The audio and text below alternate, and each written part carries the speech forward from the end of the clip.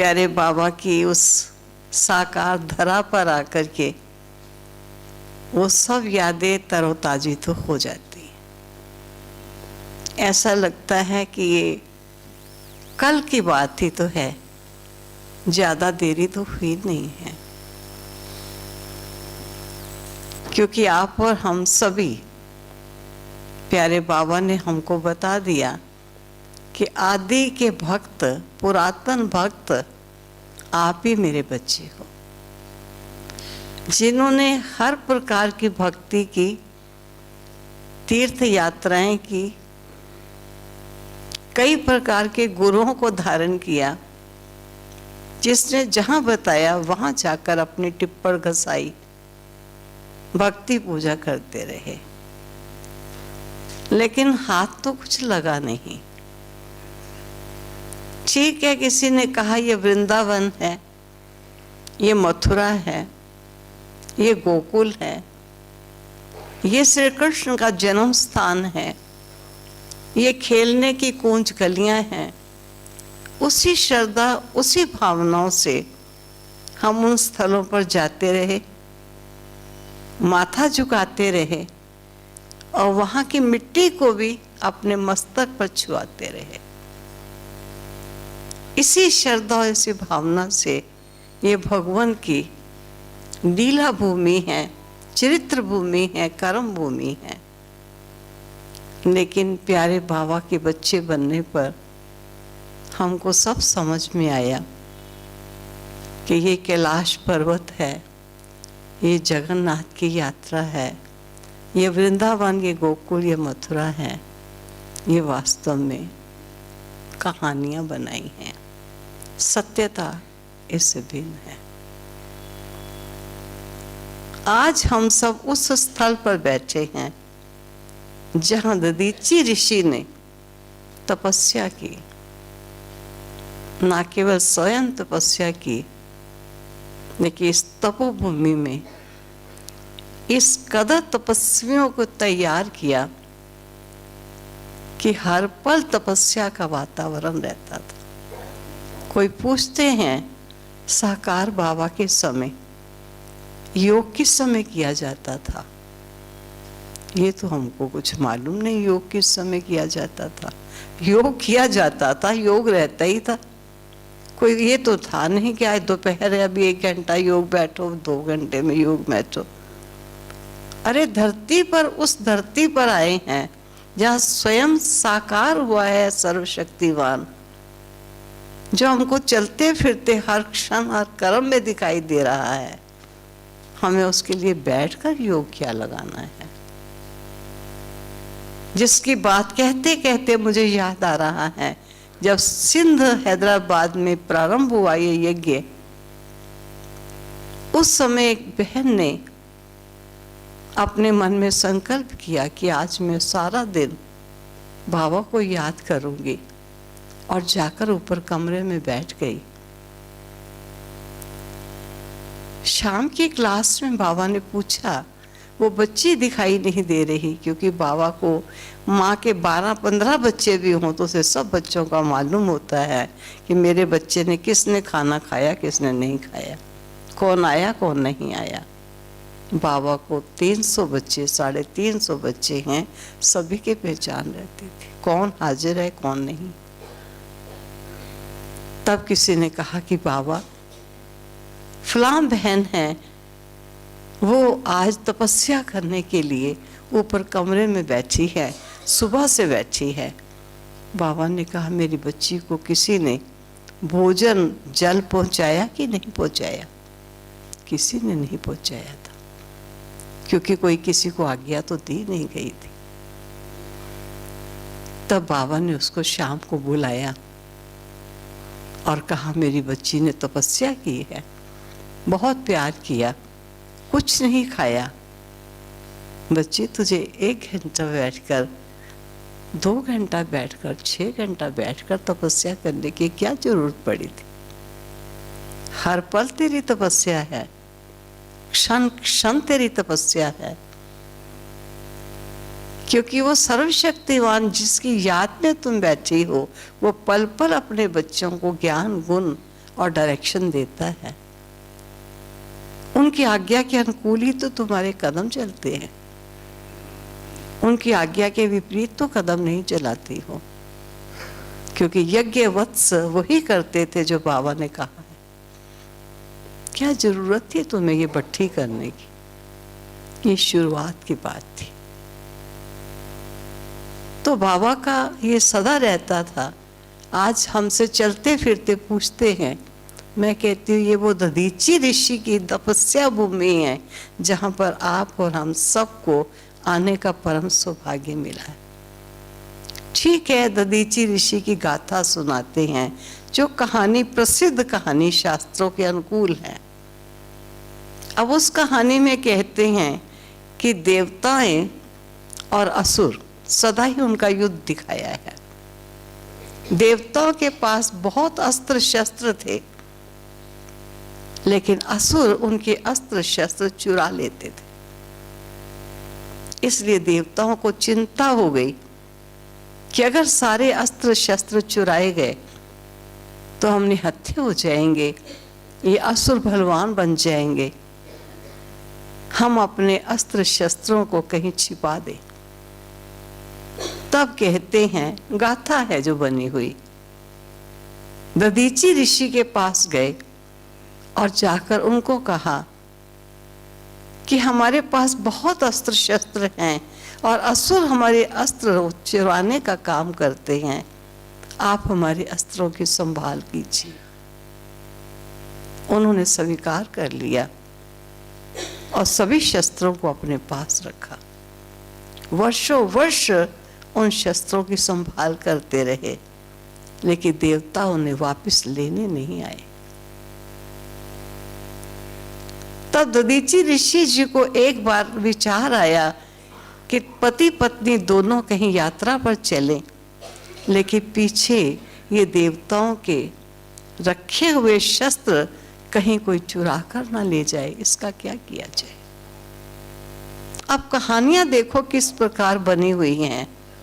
दधीची ऋषि ने सारे शस्त्र स्वीकार कर लिए, खा लिए, क्योंकि ना तो वो लेने आए, सालों साल गुजर गए, अब कहाँ लेने आएंगे। जब वो यात्रा करके वापस आए तो देवताओं ने डिमांड की कि हमारे शस्त्र हमें वापस दिए जाए। शस्त्र तो खत्म हो चुके थे, कहाँ से दिए जाते। तब कहते कि उस समय आना जब मेरी पत्नी ना हो, तब इस शरीर को जला देना और इस शरीर की जो हड्डियां होंगी उनके शस्त्र बनाना। वो शस्त्र ऐसे शस्त्र होंगे जो दुष्टों का संहार कर देंगे। तो देवताओं ने दधीची ऋषि की हड्डियों के शस्त्र बनाए और उससे असुरों का मुकाबला किया। अब कहानियां तो किस प्रकार की बनी हैं। आज मैं देखती हूं सारा दिन शांति स्तंभ पर प्यारे बाबा के बच्चे, क्योंकि नीचे मानसरोवर है, वहां भी तप चलता है। लगभग 500 लोगों की भट्टियां चलती हैं और लगभग 500 की शांति वन में भी भट्टी चल रही है। तो वहां से सब ऊपर जब घूमने के लिए आते हैं तो सबसे पहले बाबा का कमरा और सामने शांति स्थल जो बाबा की यादगार बनी है, सब शांति स्तंभ पर आकर बैठते हैं। ये क्या है शांति स्तंभ? वास्तव में बाबा की अस्थियां ही तो हैं। जिन अस्थियों को उस स्थान पर रखा गया और जो जो शिव बाबा ने ब्रह्मा बाबा के द्वारा शिक्षाएं दी, उस स्तंभ पर, स्तंभ के चारों तरफ उन शिक्षाओं का लेखन किया गया।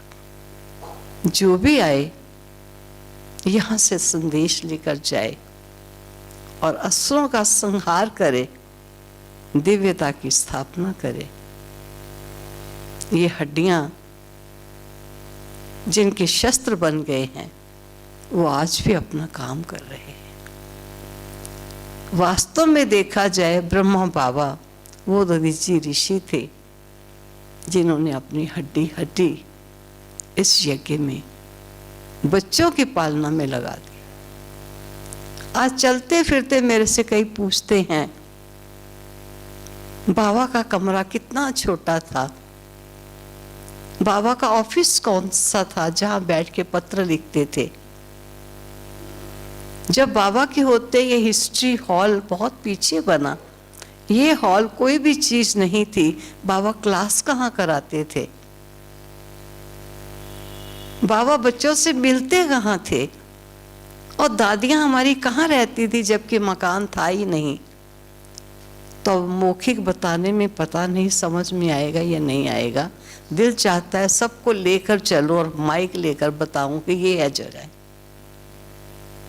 तब स्पष्ट पिक्चर सामने आ जाएगी। बाबा खेलते कहाँ थे, बाबा की वो जो बैलगाड़ी थी वो कहाँ खड़ी होती थी, ये सब बातें पूछते हैं हमसे, और हमारी आंखों देखी ही ये सब चीजें। तो आता है कि ठीक है, बाबा के घर बाबा के बच्चे आए हैं, तो बाबा के बच्चों को बाबा की चरित्र भूमि का सारा मालूम तो होना चाहिए। तो मुझे यही काम मिला कि आप थोड़ा ये बताओ, जो बैक डोर का गेट आप देखते हैं, उस गेट के बाहर एक साइड में टीन शेड डाल के बहुत बड़ी गाय को पालने का स्थान बना हुआ था। यहाँ बहुत सी गैया थी, और पहाड़ी गैया आपको मालूम है बड़ी छोटी छोटी गैया होती हैं, आधा किलो 3 पाव से ज़्यादा दूध नहीं देती। और बाबा यही कहता था मेरे बच्चे हैं, मैं उनको गैयों का दूध पिलाऊंगा। बाहर से मिलावट करके दूध लाते हैं, यहाँ का सामने निकाला हुआ दूध मेरे बच्चे पिएंगे। देखिए कितना दूध निकल आएगा। और जो ही बाबा जाता था आवाज लगाता था, बच्चों के नाम पर बाबा ने गैयों के नाम रखे हुए थे। संदेशी बच्ची कहाँ है, भागती संदेशी आती थी, संदेशी आ गई। कुमारका कहाँ गई, कुमारका भी आ रही है। ऐसे बाबा को आकर के चिपकती थी जैसे पहचानती हैं मालिक आ गया है। लच्छू बच्ची कहाँ है, वो लच्छू भागती आ रही है, लच्छू भी आ गई। अरे वैसे ही आ जाती बिना नाम लिए, जरूरी है नाम लेंगे तभी हाजिर होना है। कुमारका आ रही है, संदेशी आ रही है। बाबा हम बच्चों को ले चलते थे, चलो मैं आपको अपनी बच्चियां दिखाऊं। वो भी बच्चियां हैं, और वो भी बाप ही समझती थी। जिस पर पुरानों ने मेरी ये बात सुनी हुई है, लेकिन अब नयों के साथ वो भी सुनेंगे। जब दूध कम आता था तब बाबा को ये आया कि दूध देने वाली थोड़ी गाय ली जानी चाहिए। ये बाबा के महावाक्य जो रिपीट हो रहे हैं मुरलियां, उसमें कई बार ये एग्जाम्पल आया है। तब बाबा ने एक बच्चे को खास कहा कि जाओ बच्चे, एक गाय, शहर की गाय खरीद के लाओ। और बच्चा सिरोही से गाय खरीद के ले आया था। वो दूध ज्यादा देती थी, लेकिन वो गाय 2 दिन के अंदर ही घास चराने उसको ले जाता था। ग्वाला बना हुआ था बच्चा एक, वो ले जाता था गायों को चराने के लिए बाहर। लेकिन 2 दिन ही अभी हुए थे गाय को लाए हुए, गाय मिली नहीं। आकर बच्चे ने बाबा को बताया, बाबा जो गाय खरीद के लाया था वो गाय मिल नहीं रही, सारी गायें आ गई हैं, वो गाय नहीं आई है। बाबा ने कहा बच्चे जाओ कहीं। कई गैयों को आदत होती है, वो पानी के किसी टुकड़े के किनारे बैठती हैं, या पहाड़ी के किसी कोने के अंदर जहाँ पहाड़ी बनी हुई हो या गुफा से बनी हो उसके अंदर बैठती हैं। कोई बड़े पेड़ के न साथ लग के बैठती हैं। ऐसे इन गैयों को आदत होती है। ऐसी जगहों पर ढूंढो, जाके मिल जाएगी। बहुत ढूंढा, गाय नहीं मिली। तब बाबा ने कहा कि मालिक से पूछ के आओ। ये नहीं कि तेरी गाय तेरे पास है और गुम हो गई। कहा उससे पूछ कर आओ कि उसकी गाय को कोई आदत तो नहीं थी ताकि हम उस गाय को ढूंढ सकें। और जब मालिक के पास थर्ड डे पहुंचे तो मालिक ने कहा आज सुबह ही गाय मेरे पास वापस आ गई। माउंट आबू से आबू रोड से 1 घंटा लगता है दूसरी ट्रेन में सिरोही जाने में। इतनी दूर का सफर करके गाय अपने घर पहुंच गई। बच्चे ने वापस आकर बाबा को कहा, बाबा गाय तो मालिक के पास पहुंच चुकी है। तब बाबा ने कहा, अरे एक गाय भी अपने मालिक की विरह को सहन नहीं कर सकी, कुछ दिन भी जुदा नहीं रह सकी। और मेरे बच्चे हैं जो 5000 वर्ष से बिछुड़ के आए हैं और आज यही कहते हैं योग नहीं लगता है। अरे गाय भी अपने मालिक को नहीं भूल सकी और तुम अपने मालिक को भूल गए हो, जबकि मालिक ने अपनी पहचान दे दी है, फिर भी तुम मालिक को भूल जाते हो। इस प्रकार बाबा एक एग्जाम्पल दे करके अपने बच्चों को ये बातें स्पष्ट करते थे। तो ये बाहर की जगह जो थी वहां पर गायों के लिए बहुत बड़ा टीन शेड लगा था। 20 गायें थी पर दूध बहुत थोड़ा देते थे।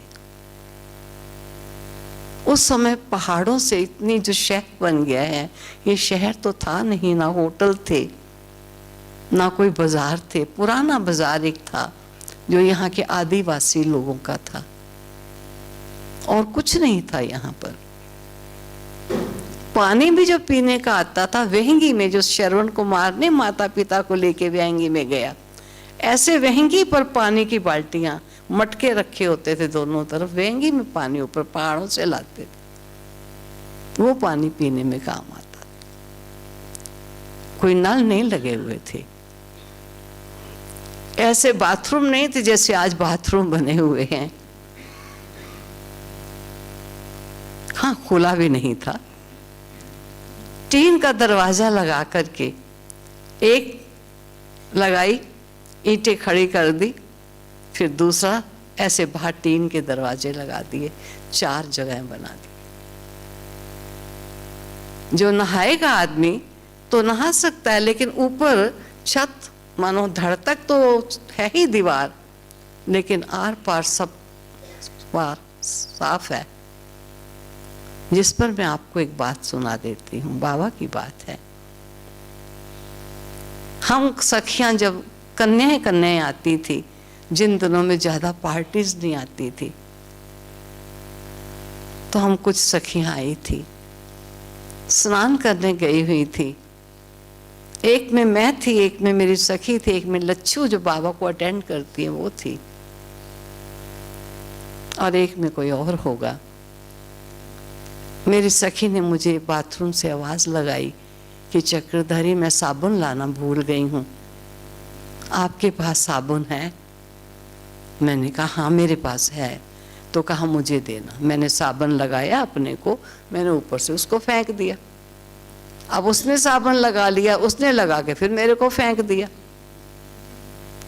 लच्छू ने जाकर बाबा को बता दिया कि बाबा इन कन्याओं के पास एक ही साबुन की चक्की है और आपस में एक ही साबुन को कभी वो लगाती है कभी वो लगाती है। मैं बाबा के पास गई, दिन में 10 बार चक्कर तो लगाते ही रहते थे। तो जो ही बाबा के पास गई और लच्छू भी अचानक आ गई, तो उसकी कुछ स्कीम सोची हुई थी उसने। तो कहा बाबा ये देखिए एक ही साबुन की चक्की से दोनों नहाती हैं। मैंने कहा बाबा वो भूल गई थी लाना, इसलिए उसने मेरी साबुन की चक्की मांगी, मैंने दी। बाबा ने कहा कोई बात नहीं बच्ची, बाबा के घर में बहुत साबुन है, बाबा तुम्हें साबुन दे देगा। और बाबा ने उस समय मुझे हमाम साबुन था, हरा हरे रंग का होता है, हमाम साबुन की एक चक्की मुझे दे दी। नया था, कागज में लिपटा हुआ पूरा हमाम की चक्की थी।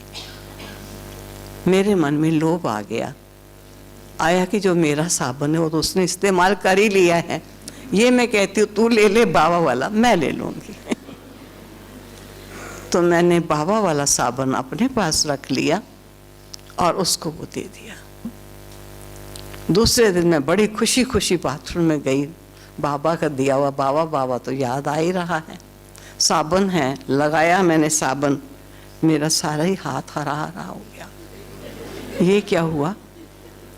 फिर मैंने पाँव को लगाया, पाँव भी हरा हो गया। ये तो कोई गड़बड़ी की बात है, ये साबुन कैसा है जो रंग छोड़ता है।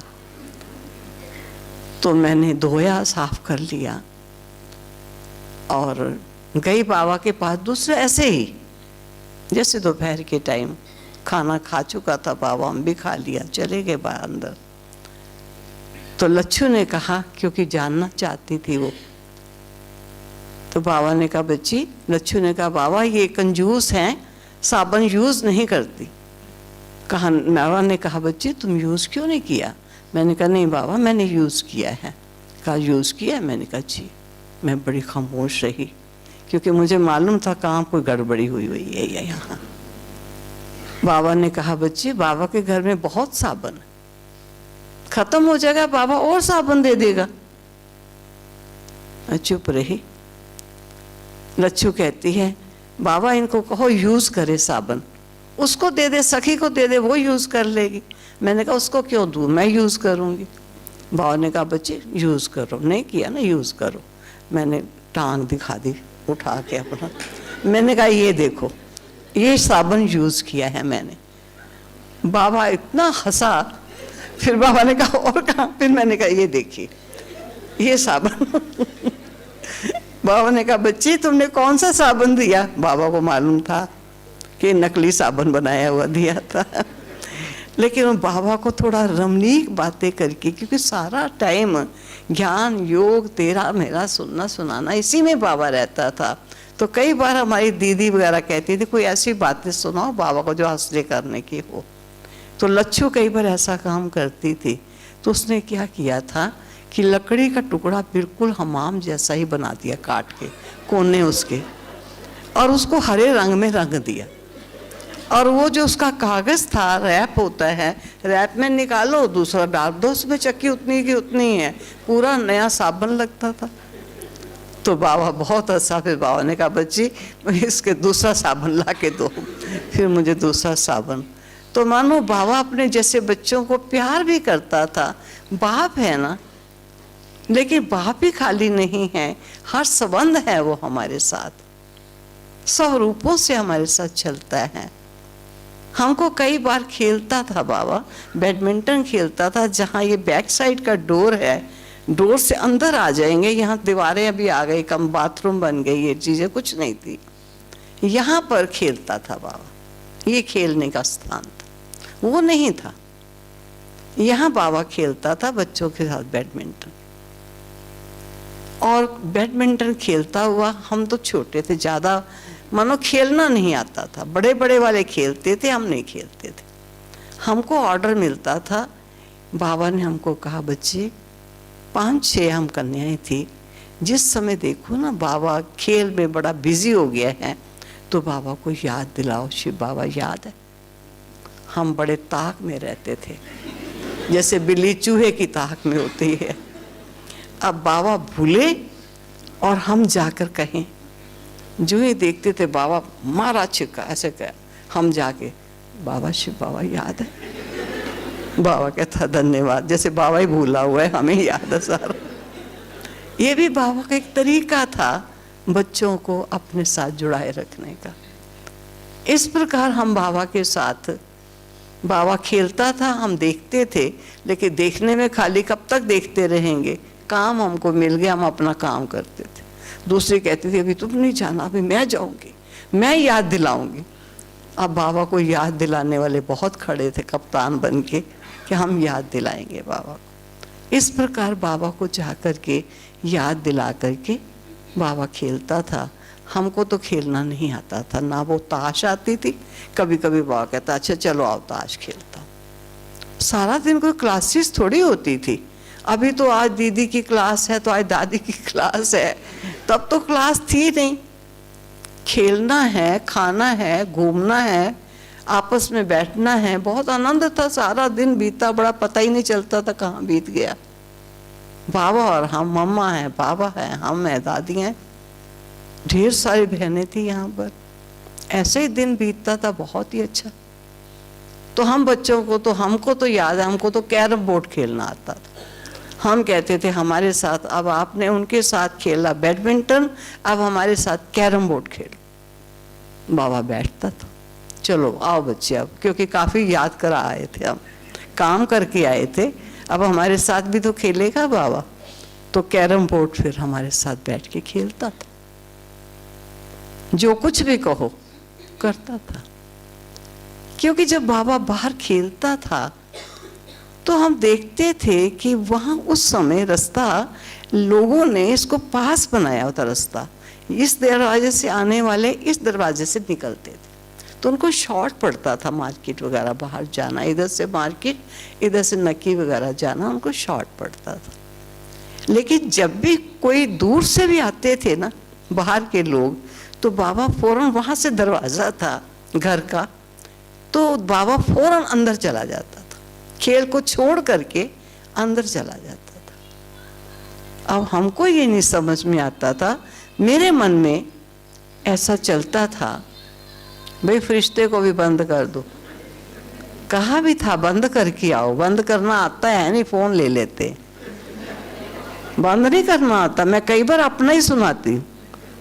वहाँ पर कौन सा था, एक हॉल है, बहुत बड़ा हॉल, वहाँ अनाउंस हुआ कि अभी योग चलेगा, ड्रिल कराई जाएगी, सभी अपना माइक को फ़ोन बंद कर ले। और मेरे को नया नया किसी ने फ़ोन ला के दे दिया कि ये फ़ोन आप मेरा रखो। मैं बड़ी खुशी में फ़ोन रख के बैठी थी। जब बंद हो गया, सब फ़ोन बंद कर दो, और योग की कमेंट्री शुरू हुई कि अभी सब देह से न्यारे, मेरा फ़ोन ने ज़ोर से आवाज़ लगाई, बोल पड़ा।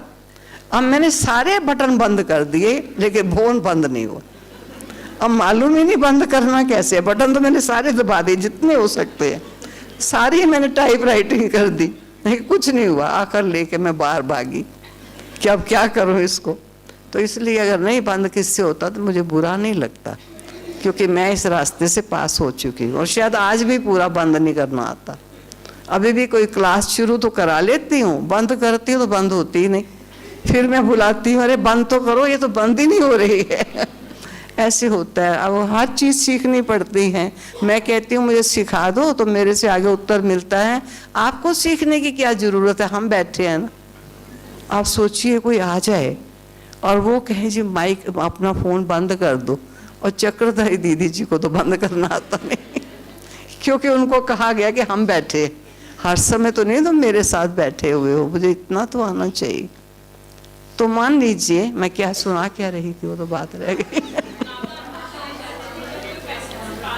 हाँ, तो बाबा जो थे ना, फौरन कमरे में अंदर चला जाता था। तो मेरे मन में चलता था कि बाबा अंदर क्यों चले जाते हैं, खेलते हैं ना बाबा। तो बाबा ने एक बार मुरली में ऐसे चलाया, बाबा ने कहा बच्चे, बाप अपने बच्चों के आगे ही प्रत्यक्ष होता है। बाप साधारण तन में आता है, बाप भी हूँ, टीचर भी हूँ, सतगुरु भी हूँ, सखा भी हूँ, स्वामी भी हूँ, सर्वस्व हूँ। दुनिया वाले नहीं समझ सकते, उनको धोखा हो जाएगा। वो कहेंगे कैसे कहते हैं कि प्रजापिता ब्रह्मा द्वारा यहाँ ज्ञान दिया जाता है, हम तो उनको बैडमिंटन खेलता देखते हैं। ये तो हमको मालूम है कि भगवान हमारा भगवान ही नहीं है, लेकिन वो बच्चों का मित्र भी है, सखा भी है, सब कुछ है। हर संबंधों में बच्चों के साथ वो चलता है। दुनिया क्या जाने इन बातों को। इसलिए बाप प्रत्यक्ष हुआ तो अपने बच्चों के सामने प्रत्यक्ष हुआ, दुनिया के सामने नहीं प्रत्यक्ष हुआ, क्योंकि पहचानते ही नहीं थे। इसलिए बाबा जब आते थे, किसी भी जगह बॉम्बे जाएं या दिल्ली जाएं या कानपुर जाएं, तो बाबा कहता था स्टेशन पर कोई नहीं आए, कौन समझेंगे कि किसको रिसीव करने के लिए आए हैं। बच्चे, ये साधारण तन में स्वयं सर्वशक्तिवान आया है, तुम रिसीव करने नहीं आओ। बच्चे फिर भी रह नहीं पाते थे, दूर दूर खड़े रहते थे, लेकिन जाते थे थोड़े बहुत, लेकिन फूल मालाएं लेकर के या किसी प्रकार के गुलदस्ते ये लेकर नहीं जाते थे। बाबा कहता था गुप्त वेश में आए हुए बाप को गुप्त ही रहने दो, बाप बच्चों के द्वारा प्रत्यक्ष होगा, इस साकार तन द्वारा प्रत्यक्ष नहीं होगा, उसका गुप्त पाठ चलता है। इस प्रकार बाबा हम बच्चों को कैसे पालता कैसे था, खेलता ही नहीं था, खाली खाता भी था, खिलाता भी था। बच्चे जब पहुंच जाते थे ज्यादा मात्रा में, तो बाबा कहता था, एक हलवाई भाई था, पूना से वो आते थे और बहुत जल्दी जल्दी मिठाइयाँ बनाते थे। तो जब कोई ग्रुप मानो 200 के लगभग लोग अगर पहुंच गए तो मानो हॉल फुल हो गया, बहुत बच्चे आ गए। तो बाबा उस बच्चे को बुला लेते थे, मेरे बहुत बच्चे आए हुए हैं, बच्चे तुम जल्दी आओ, मेरे बच्चों की यहाँ खातिरी करनी है। और वो तो ऐसा था कि बाबा से पूछता था, बाबा बनाओ बताओ आज क्या बनाना है। बाबा कहता था बालूशाही बना लो और गुलाब जामुन बना लो। वो तो 2 घंटे के अंदर बना करके फिर आके खड़ा हो जाता था। बाबा कहते तो भूत है, वो था नहीं जो कि ऊपर जिन, ये जिन है। वो जिन कहता था काम बताओ, नहीं तो खा जाता था। तो उसको काम दिया, ऊपर चढ़ो नीचे उतर। अब बाबा भी क्या काम दे। बाबा कहता था 2 मिठाइयाँ बताई, 2 घंटे में बना के आ गया। कहता है और बताओ। अच्छा चलो मठियाँ बना लो। बाबा ये तो आधे घंटे में बन जाएगी, और भी बता दो। इस प्रकार बाबा जब मिठाई बनवाता था तो बना करके खिलाएगा कैसे। ऐसा नहीं जाओ बच्ची बांट दो सबको, नहीं, मैं अपने बच्चों को अपने हाथों से खिलाऊंगा और एक एक बच्चे को खिला रहा है। कैसे? मुंह खोलो खाओ। लड्डू खिला रहा है, गुलाब जामुन फूंक मार मार के ठंडा हो जाएगा, गरम गरम ना हो जाए। एक बार मैंने ऐसे किया, बाबा ने कहा गरम आया बच्ची, गरम लगा। गरम इतना था नहीं, मैंने नखरे ही मारा था शायद, ऐसे कर दिया तो थोड़ा गरम था, ज़्यादा गरम नहीं था ऐसा कोई। बाबा ने सोचा पता नहीं बहुत गरम डाल दिया। मैंने कहा नहीं बाबा, नहीं तो कहा, लेकिन कोई ऐसा था नहीं। तो मानो बाबा बड़े प्यार से एक एक को, मान लीजिए कभी कभी बाबा कहता था अच्छा मैं खिलाऊंगा, आओ इधर आओ। आया एक, यहाँ बैठो। बैठा बच्चा, गले लगाया, प्यार किया, अब उसके मुख में खिलाया। अब जाओ। दूसरा भी खड़ा है, मेरे को भी ऐसे ही खिलाया जाएगा। अब बाबा ने तो 1-2 को खिलाना है, बाकी खड़े। फिर कहते थे गोद का गोदाम खुल गया। तभी तो वो शोर मचा था कि यहाँ गोदियों में लेते हैं। अब बाप है ना, बूढ़ा बाप है, प्यार का सागर है, क्या भाई क्या बहनें, भाग भाग के बाबा के पास जाके बाबा कहते थे इधर बैठो। एक जगह मैं गई तो उन्होंने कहा बताओ वो कैसे बाबा गोद देता था। मैंने कहा वो मुझे बाबा ने अलाउ नहीं किया हुआ कि मैं ये करके दिखाऊंगी। बाबा के गए थे, बाबा ने प्यार से बच्चों को गोद ले लिया, गोद लेके प्यार करके फिर उसके मुख में खिला के फिर जाता। सर्दी का मौसम आ गया और बाबा को लग रहा है बहुत सर्दी है। पहले ठंडी बहुत होती थी, जून जुलाई में भी यहाँ पर हम लोग कंबल लेते थे ऊपर, अच्छी ठंडी होती थी।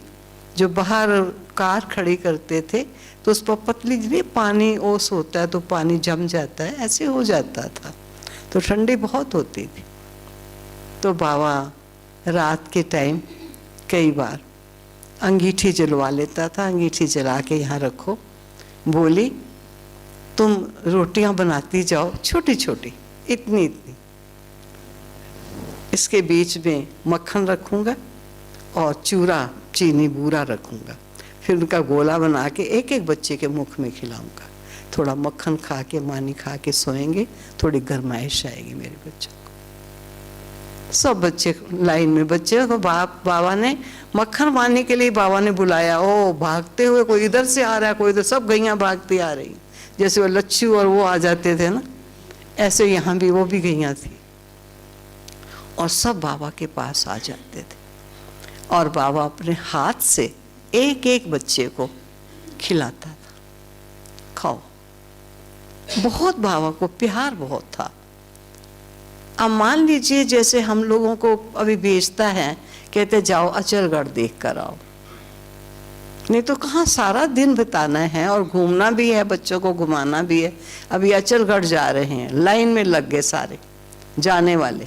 अब एक एक को बाबा गले लगा के, जैसे जा रहा है मिलिट्री के जवान युद्ध के मैदान में जा रहे हैं अचलगढ़ देखने के लिए, जैसे युद्ध के मैदान में जा रहे हैं जवान सारे, गले लगा के उनको ड्राई फ्रूट दे के, उनको पॉकेट में, रुमाल में, कागज़ में बांध के, ये रास्ते में खाना, जाओ जाओ सब जाओ, अचलगढ़ होकर आओ। जा रहे हैं अचलगढ़ और खड़ा है हमको बाय बाय करने के लिए, जैसे अपना बाप है ना, अपने घर से हम जा रहे हैं ना, तो खाली खिलाता ही नहीं था, बहुत प्यार से उसने देता था। एक बार की बात थी कि बाबा अपने कमरे में था और बाबा को फल हमेशा अच्छा लगता था। साकार बाबा भी तो बाप दादा दोनों का रोल है। जैसे बाबा का जो प्लम होते थे, वो बड़ा बड़ा प्लम बाबा को ठीक लगता था। कोई भी चीज़ छोटी नहीं अच्छी लगती थी। चित्र हो तो वो भी बड़ा ही होना चाहिए, चीज़ हो भी बड़ी होनी चाहिए। प्लम बड़ा बड़ा, तो इतना बड़ा प्लम होगा बाबा के पास। तो बाबा अपने कमरे में खड़ा था और प्लम को नरम कर रहा था।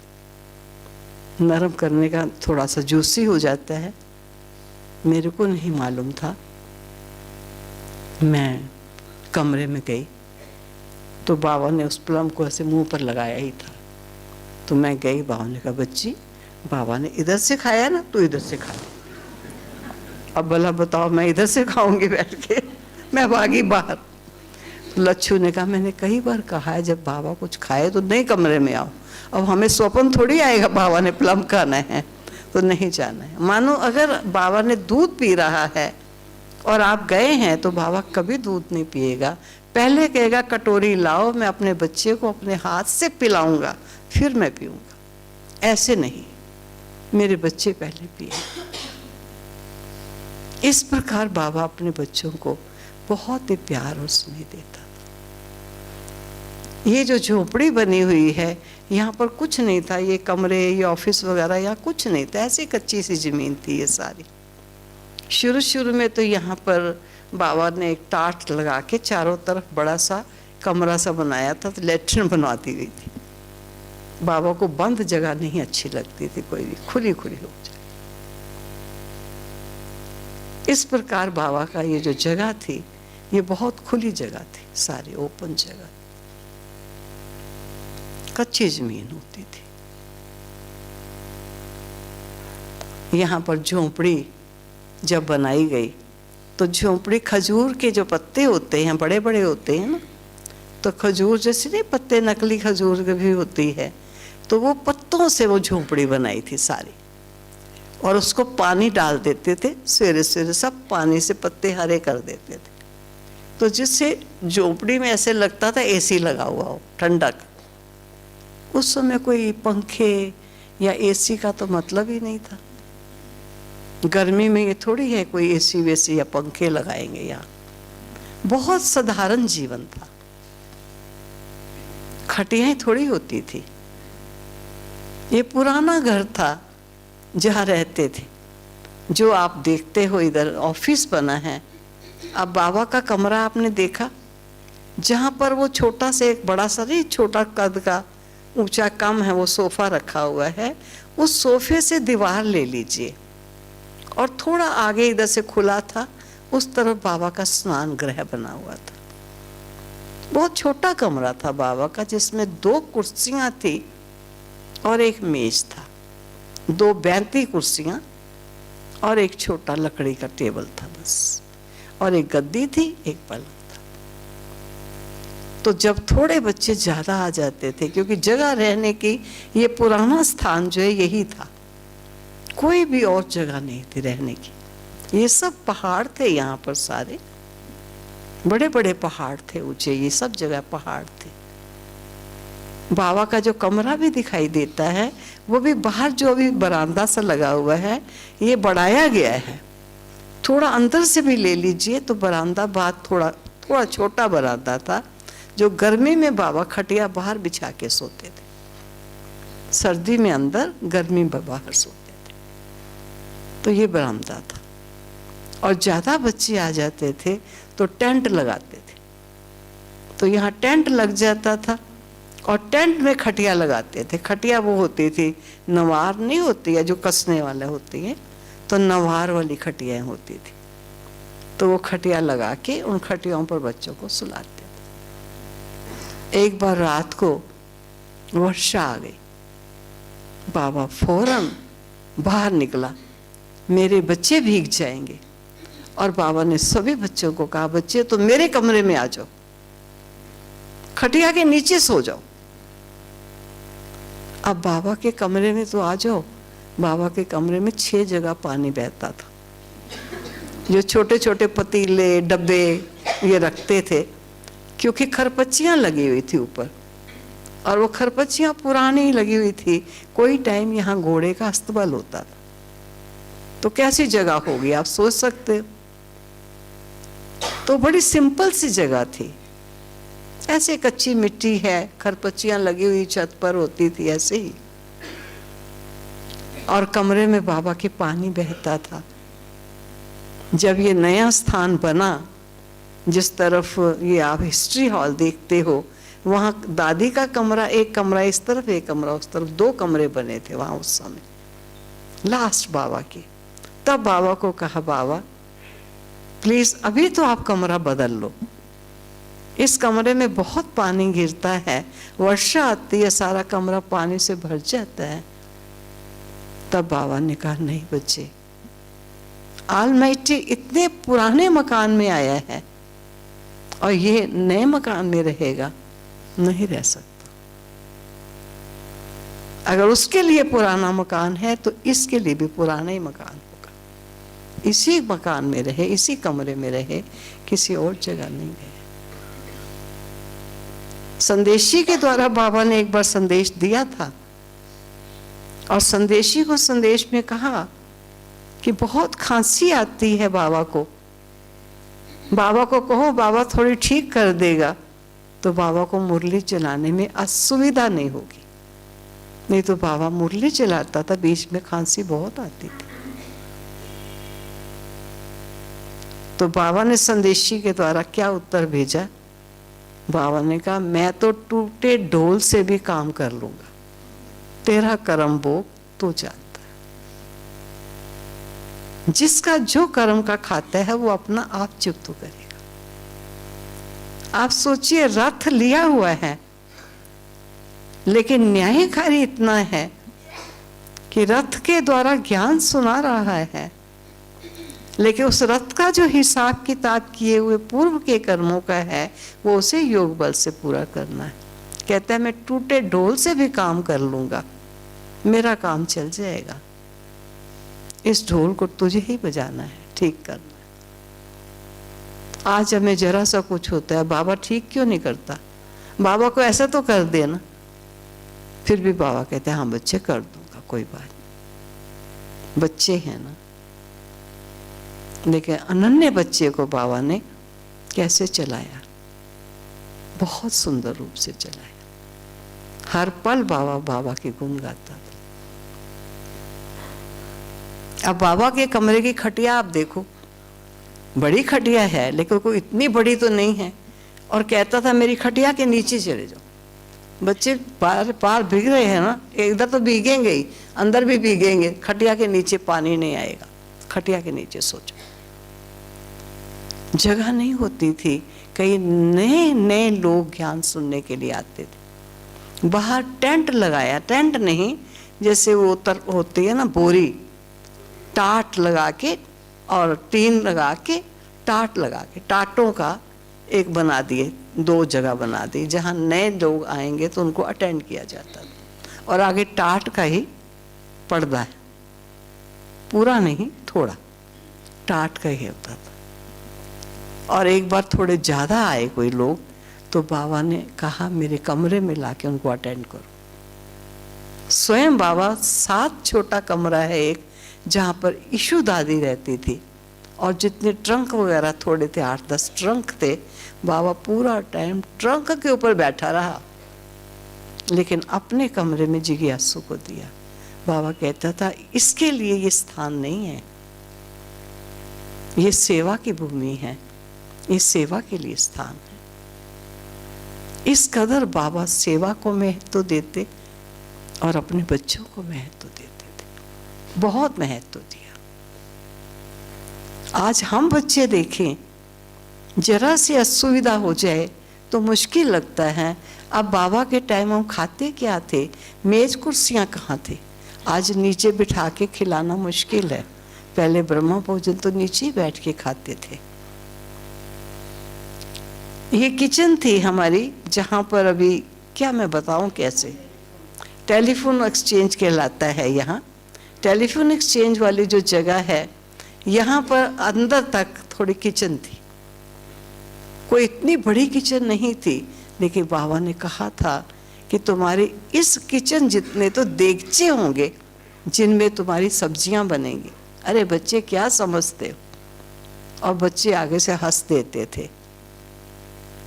इतने थोड़े से हम बच्चे हैं, वो भी दुनिया इतना इतराज करती है, कितने कटाक्ष करती है, ब्रह्मा कुमारी के लिए कितना अगेंस्ट बोलते हैं। और बाबा कहता है इतने बच्चे आएंगे, इतने बच्चे आएंगे कि इस किचन जितना तो तुम्हारा देगचा होगा।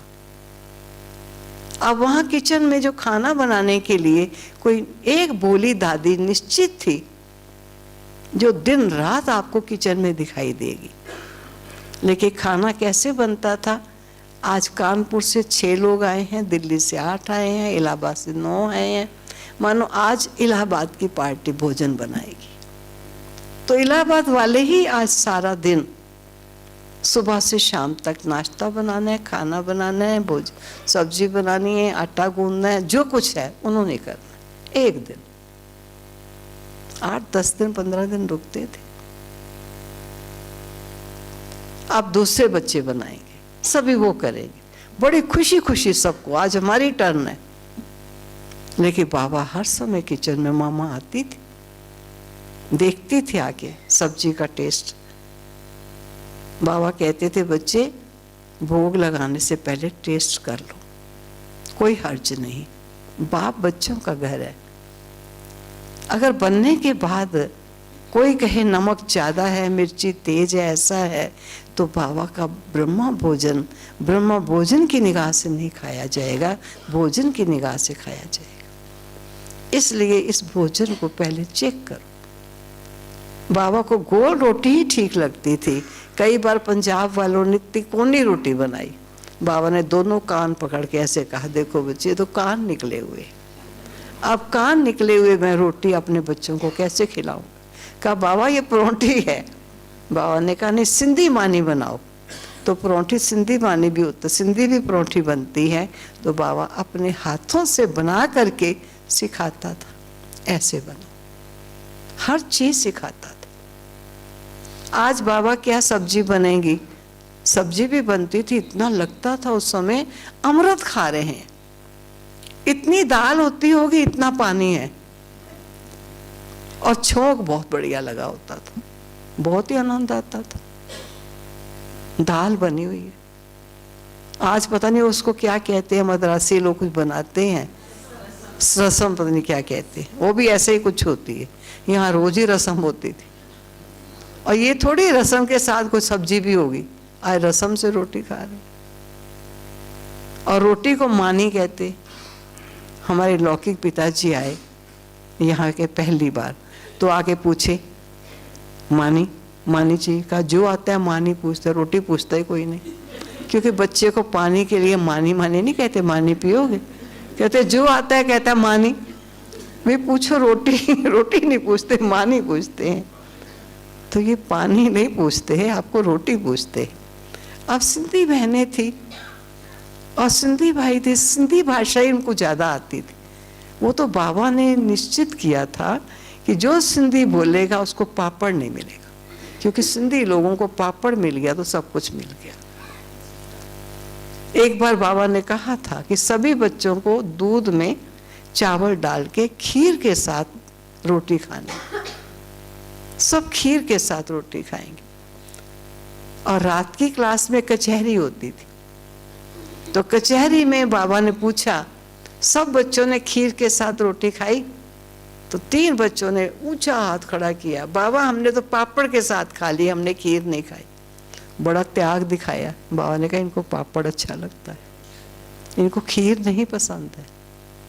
बच्चे, यज्ञ में, ईश्वर के यज्ञ में जो कुछ बना है ईश्वर के यज्ञ से बना है। अगर कोई तकलीफ नहीं है तो ये दवा का काम भी करेगा, इसलिए स्वीकार कर लेना चाहिए। इंद्रियों के वशीभूत नहीं हो जाओ कि जो स्वाद लगे वो खाएं, जो स्वाद न लगे वो ना खाएं। स्वाद की बात नहीं, और सचमुच बहुत ही अच्छा लगता। वो पानी से हुई रोटी, ऐसे आनंद आता था। और हमारी कुर्सी मेज क्या थी, जमीन तो सब कच्ची कच्ची जमीन थी, मिट्टी थी सारी। तो बड़े बड़े नहीं पत्थर होते हैं, बड़े बड़े पत्थर, तो 3 पत्थर लगा दिए, तो उनके ऊपर एक बड़ी स्लैब पत्थर की रख दी। ये टेबल तैयार हो गया, इतना चौड़ा हो गया, और ये 3 उसके स्टैंड्स हो गए, इसके ऊपर मेज, और दूसरा थोड़ा नीचे हो जाएगा। वो 3 लगा दिए और वहाँ पर एक दूसरा पत्थर रख दिया। ये मेज है, जो जमीन पर नहीं बैठ सकता, मेज कुर्सी पर बैठ जाओ, सुंदर मेज है। कोई ये तो था ही नहीं कि बैठ के कुर्सियाँ और मेज होंगी। बाबा के टाइम ऐसा कुछ नहीं था, बहुत सिंपल था, और ऐसा लगता था राजाई है, खुशियाँ होती थी। निश्चय था भगवान के घर हम आए हैं और प्रभु की पालना मिल रही है, कोई कम पालना नहीं थी, बहुत पालना देता। स्वयं बच्चों को लेकर चलता था। चलो आज जब सुबह 4 बजे का योग शुरू कराया, क्योंकि पहले योग का मैंने बताया ना टाइम नहीं होता था। अरे हर समय योग ही है, हम बाबा के बाबा, हमारा बस और क्या चाहिए। लेकिन धीरे धीरे जब मिक्स होने लगा, बहुत प्रकार के बच्चे आने लगे, तब योग का टाइम निश्चित होने लगा। तब बाबा ने प्रातः 4 बजे का योग साकार में अपने होते शुरू कराया था, बहुत लास्ट में। तब मुझे भी पता चला कि 4 बजे बाबा योग कराने आता है, तो हम खास यहाँ आई थी 4 बजे का योग करने जाना है। 4 बजने में 5 मिनट तक ये हॉल जो है अपना फुल हो जाता था। हिस्ट्री हॉल बना था लास्ट में। पहले क्लास इधर ही होती थी ऑफिस में, जहाँ पर यशु दादी का ऑफिस था। ये यहाँ ऐसे ऑफिस नहीं था, एक बेंच बिछा होता था, उसके ऊपर विश्व रतन दादा हमारे एक थे, वो वहाँ रहते थे। रात को वो सोते थे, बिस्तर उनका होता था, वो एक तकिया रो बना पड़ा रहता था। एक बाबा की कुर्सी होती थी, एक यशु बहन, मूड़े जैसी बैंती कुर्सी होती थी, कुछ जैसे नहीं बुनी हुई होती है, बड़ी बड़ी सी कुर्सी होती है, वो बाबा की कुर्सी थी। एक कुर्सी यशु दादी की थी जो ऑफिस संभालती थी। इतनी सी जगह ही होती थी, और बाकी जो जगह थी वो क्लासरूम था। और अभी वहां पर एक कमरा मैंने देखा जो स्टोर होता था पहले, उस स्टोर में अभी कोई रहने लगा है, पहले वो स्टोर था। जब यहाँ कोई चेक करने के लिए आए थे, जिस समय बाबा ने जमीन के टुकड़े की कुछ बात हुई थी, तो बाबा ने ये कहा था कि छोटे से टुकड़े के लिए क्यों लड़ते हैं, चाइना का टुकड़ा चाइना को दे दिया जाए। ऐसे बाबा ने बात कही थी, और ये बात पार्लियामेंट तक चली गई थी। वहां से चेकिंग वगैरह चल रही थी कि ब्रह्मा कुमारीज में ऐसा क्यों कहा, क्या कहा गया। और जब बाबा के पास आए तो सारा बाबा से पूछा गया। तो आते ही पूछने की बात ही नहीं है। बाबा ने बच्चे बच्चे आए हैं घर में, बाबा अपने पकड़ के उनको उंगली सब चेक करने के लिए सब आए। बाबा ने सबसे पहले कहा लाओ बच्चे चाबी, अपना बच्चे घर में आए हैं, बच्चों को मालूम होना चाहिए बाबा के घर में क्या क्या है। स्टोर की चाबी लगा के स्टोर दिखाया, ये मेरे बच्चों के लिए जूते रखे हुए, जब इनका जूता टूटता है तो यहीं से जूता देते हैं। ये इनके कपड़े हैं, ये भाइयों के कपड़े हैं, ये बहनों के कपड़े रखे हुए, ये गेस्ट आते हैं ये उनके लिए रखा हुआ है। ये गेहूं का स्टोर है, यहाँ आई वेल के लिए गेहूं रखा। जो भी चीज़ें, कुछ नहीं कह सके कि जो चीज़ें हमने नहीं देखनी कही वो यहाँ दिखाई जा रही है। इस प्रकार बाबा जो भी आता था उनको अपने बच्चे की निगाह से देखता था। और आलमाइटी के तो बच्चे हैं ही, ब्रह्मा के भी तो बच्चे हैं, आदि देव पिता है, प्रजापिता है और सर्वशक्तिवान के बच्चे, तो वो भी बाबा बाबा ही करने लग जाते थे। हम दृश्य देखते थे बाबा का।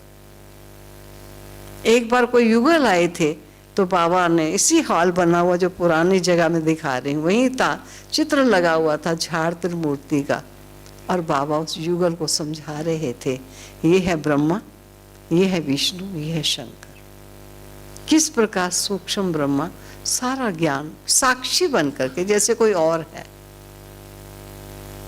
इस प्रकार बाबा सिखाते थे, बता करके सुना करके अपने बच्चों को पढ़ाते थे। लास्ट में एक सुना देती हूँ, जो चल रही थी बात पहाड़ की, कि यहाँ पहाड़ था, बड़ा ऊंचा पहाड़ था यहाँ पर, और बाबा बाहर बरामदे में गर्मी में सोते थे। तो हम लोगों को कन्याएं थी, रतन मोहिनी दादी हम लोगों को अटेंड किया करती थी, अधिकतर रात को 11 साढ़े 11 ही बैठती थी। तो एक बार 12 साढ़े 12 बजे होंगे तो हमने कहा चलो चल के हम योग लगाएंगे आज। तो हम इसी पहाड़ी पर ऊपर चढ़ के बैठ गए। 4 बहनें थी। प्रसिद्ध है ये गाथा, रियलिटी भी है कि 4 इकट्ठे बैठे हों और शांत होके बैठ जाए हैं तो बड़ा मुश्किल काम। तो हम 4 बैठे तो योग करने के लिए थे ऊपर पहाड़ी पर चढ़ के, लेकिन आपस में बात कर रहे थे और पहाड़ों में आवाज गूंजती है। तो आवाज हमारी कहीं गूंजी होगी और बाबा सोए हुए हैं, बाबा को आवाज आ रही है कि आज पहाड़ी पर कोई है। तो बाबा विश्व किशोर दादा थे हमारे, विश्व किशोर के पास गए, बच्चे चलो चल के देखें पहाड़ी पर। जैसे यज्ञ रक्षक है बाबा, ऐसा नहीं किसी और को भेजे, मैं चलूंगा, कौन है पहाड़ी में बैठा हुआ। तो लैंप हाथ में पकड़ी और टेबल लैंप लेकर के बाबा पहाड़ी पर बच्चे को लेकर के पहाड़ी पर आए और हम चारों बैठे हुए। बाबा ने कहा बच्चे यहाँ क्या कर रहे हो? तो योग लगा रहे हैं, योग लगा रहे हैं, गप्पे मार रही थी, आवाजें तो वहां तक जा रही थी और हम कहते हैं बाबा योग लगा रहे थे। बाबा ने कहा चलो बच्चे चल के सो जाओ, चलो नींद आई होगी ना अभी। अब नहीं तो कहे कितना अच्छा है मेरे बच्चे योग लगा रहे हैं। बाबा ने फिर भी प्यार किया, मेरे बच्चे याद करे, बाबा को याद कर रहे थे। बाबा यहाँ आया हुआ था? कहते नहीं बाबा आया नहीं था, हम योग लगा रहे थे, चलो चल के सो। तो यज्ञ रक्षक था बाबा, बच्चों का हर पल हर क्षण हर चीज का ध्यान रखता था। तबीयत किसी की खराब हो जाए आलमाइटी से पूछवा देता था क्या इस बच्चे को दिया जाएगा। उस समय ऐसा नहीं, यहाँ एक डॉक्टर होता था, गवर्नमेंट हॉस्पिटल है यहाँ, एक डॉक्टर था, वो डॉक्टर होता था शायद जिसको शहर में कहीं नौकरी ना मिलती हो, वही यहाँ आके बैठता होगा। आदिवासी लोग थे, कौन यहाँ आएगा डॉक्टर, बेचारा अनाड़ी सा डॉक्टर होता था, वही यहाँ डॉक्टर जी होते थे। ऐसे सिंपल सी जगह थी, सिंपल सा रहना था, लेकिन बाबा का प्यार और स्नेह इतना था, वातावरण में इस कदर आनंद था, चारों तरफ जब देखेंगे आपको बाबा दिखाई देगा। कई लोग कोई नए नए को कभी कभी ले आते थे जो अभी ज्ञान में चला है लेकिन ज्यादा मजबूत नहीं हुआ, बहुत मजबूत नहीं है, थोड़ी भक्ति भी करता है लेकिन अच्छे। तो कभी ले आते थे तो बाबा को कहीं देखते थे हाथ जोड़ते थे, बाबा भी हाथ जोड़ता था। फिर बाबा कहता था कई बच्चे भक्तों को ले आए। ये बाप और बच्चों का घर है, ये भक्तों का मंदिर नहीं है। भक्त हाथ जोड़ता है, बच्चा अधिकार रखता है। तुम अधिकारी हो, तुम हाथ जोड़ने वाले नहीं। कभी हाथ नहीं जुड़ाता था, बहुत बच्चों की पालना करता था। 2 अलमारियां बाबा ने उधर रखी हुई थी। सर्दी के मौसम में कई बच्चे आ गए, कोई स्वेटर नहीं लाया, साधारण थे बच्चे भी, कोई बहुत रिच नहीं थे, अच्छे एजुकेटेड भी थे, अनएजुकेटेड भी थे। साधारण माताएं भी बहुत थी, सेठानिया टाइप भी थी, साधारण ज्यादा थे। और अगर सर्दी के मौसम में मालूम नहीं कि माउंट में ठंडी ज्यादा होगी, तो बाबा ने 2 अलमारियां रखी हुई थी जो सिंध हैदराबाद से आए हुए कपड़े थे, क्योंकि सब बच्चों ने रंगीन कपड़ा छोड़ दिया था पहनना, वेराइटी कपड़ा। तो नए कपड़े थे तो अलमारियों में रखे रहते थे। और ब्राह्मणियों को कहा जाता था जो लेकर आती हैं, अगर आपके किसी जिज्ञासु को सर्दी की शॉल ना हो, पैंट ना हो, शर्ट ना हो, स्वेटर ना हो, बच्चे इस अलमारी से जाके उसकी साइज की स्वेटर, शॉल, पैंट, कुछ भी जो चाहिए वो निकाल कर मेरे बच्चे को जरूर देना। बच्चा ठंडी में नहीं रहना चाहिए। मैं एक बार ग्रुप लेकर आई, गुलजार दादी जी के पास में रहती थी, तो दादी ने कहा कि चलो थोड़ी माताओं का ग्रुप भी आप लेके जाओ।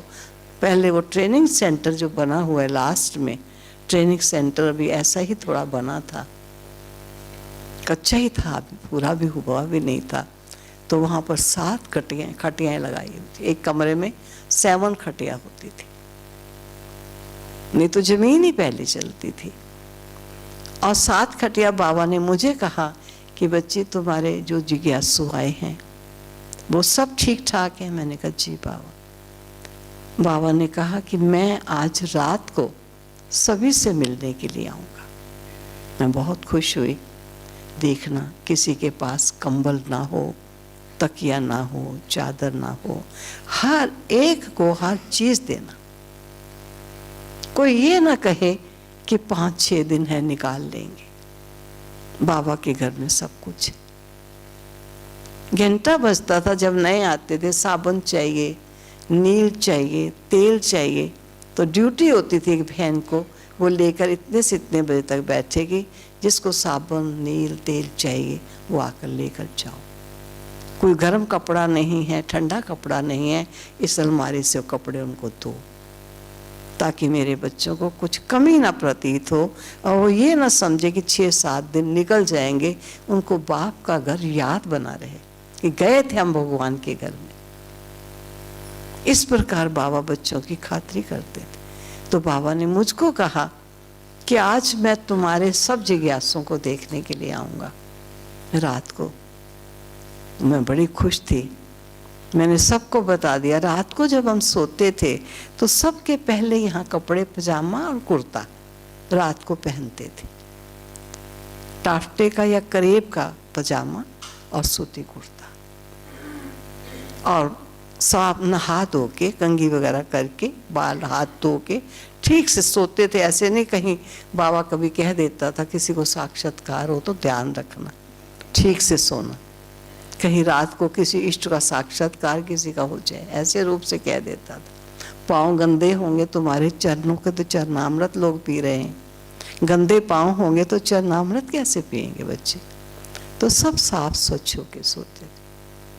तो मैंने सबको कह दिया भाई आप सबके पास सब कुछ है, कोई चादर चाहिए हो, तकिया चाहिए हो, कंबल चाहिए हो, कुछ भी चाहिए तो मैं आपको ला के दूंगी। ब्राह्मणियों को डायरेक्शन होता था कि जिनको लाओ, जब तक वो ना खा लें तब तक तुम नहीं खाना।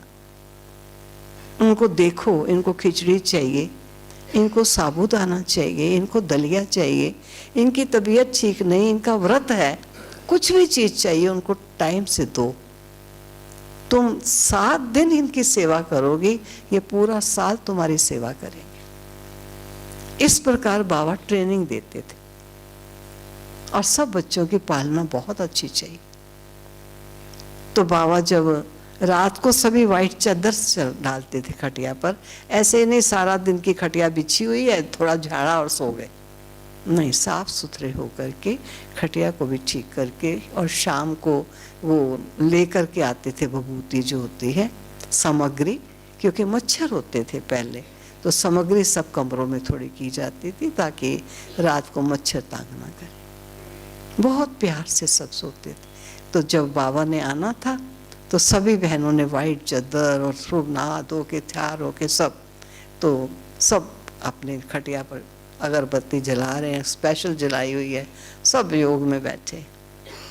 बाबा आते ही दृष्टि दी, सभी बाबा से दृष्टि ली, और लास्ट एक खटिया 7वीं खटिया थी। बाबा ने कहा बच्ची उस खटिया पर तकिया नहीं है। मैंने कहा बाबा सबके पास सब कुछ है, मैंने सबको कह दिया था, सबने कहा है सब कुछ है। बाबा कह रहा है तकिया नहीं है, तो मैं कह दूं ना, अच्छा मैं देखूं, नहीं बाबा सब कुछ है। बाबा ने फिर उससे पूछा बच्ची तुम्हारे पास तकिया नहीं है? कहा बाबा मेरी साड़ियाँ हैं ना, मैंने वो चारों साड़ियाँ लगा ली हैं, 4 दिन की तो बात है, निकल जाएंगे। फेल कर दिया उसने मुझे। बाबा ने यही कहा था कि वो ऐसा ना कहें कि थोड़े दिन की तो बात है, दिन निकल जाएंगे। दिल ना निकाले, भगवान के घर में आए हैं तो उसकी याद इतनी बनी रहे कि जाकर के उनको बाबा का घर खींचे। इस प्रकार तुम उनकी पालना करो। तो बाबा अपने बच्चों को हर रूप से पालता था, जो भी उन्हें आवश्यकता होती थी, वो डायरेक्शन होता था। दवाई उनको चाहिए तो दवाई दिलाओ, ब्राह्मणियों का काम है उनको दवाई दे के आओ। उसको गर्म पानी नहीं है, उनको गर्म पानी, पहले ऐसे नहीं थे, बाथरूम्स थे और अंदर नल लगे हुए थे, बाहर एक नल होता था, वहाँ से पानी की बाल्टी भर के ले जानी होती। कभी कभी तो आपकी बाल्टी भरी हुई है, कोई उठा के दूसरा ले गया, आप कपड़े लेके आए तो बाल्टी आई नहीं, ऐसा भी होता था। और कभी कभी कई बाल्टियाँ उठा के और अपने कमरे में खटिया के नीचे रख देते थे। बाथरूम में बाल्टी कोई नहीं, जो बाल्टियाँ वो खटिया के नीचे रखी हुई हैं। खेल तमाशे भी होते थे, तो बाबा भी कई बार चेकिंग में निकलते थे, देखिए खटिया कहाँ कहाँ बाल्टियाँ रखी हुई हैं बच्चों। अब 4 बाथरूम की 4 बाल्टियाँ हैं, उसमें से आपने 2 बाल्टियाँ अपनी खटिया के नीचे रख ली, अब 2 नहाएंगे कैसे? तो बाबा को छोटी छोटी बातें होती थी, लेकिन छोटी छोटी बातों का भी उसे ध्यान रखना पड़ता। किस प्रकार मामा बाबा बच्चों की पालना करते थे, ज्ञान भी देते थे। सुबह शाम बाबा अपने बच्चों से बैठते थे, दिन में भी कोई भी बात हो, झोपड़ी में बैठते थे बच्चे, कुछ भी मन में बात आए, बाबा बैठा है आके पूछो। कोई पत्र लिखवाना है, बाबा लिख गए। बाबा ऑफिस में बैठा है, पर्सनल आके बाबा से मिलो। इस प्रकार बाबा ने अपने बच्चों की बहुत पालना की। तो ये सारा स्थान रोम रोम में, जैसे कहते हैं, बसा हुआ है भगवान, यहाँ भी कण कण में उसकी याद बसी हुई है, जहाँ हर पल याद और बच्चों को पालना का भाव वचन दिया। ओम शांति।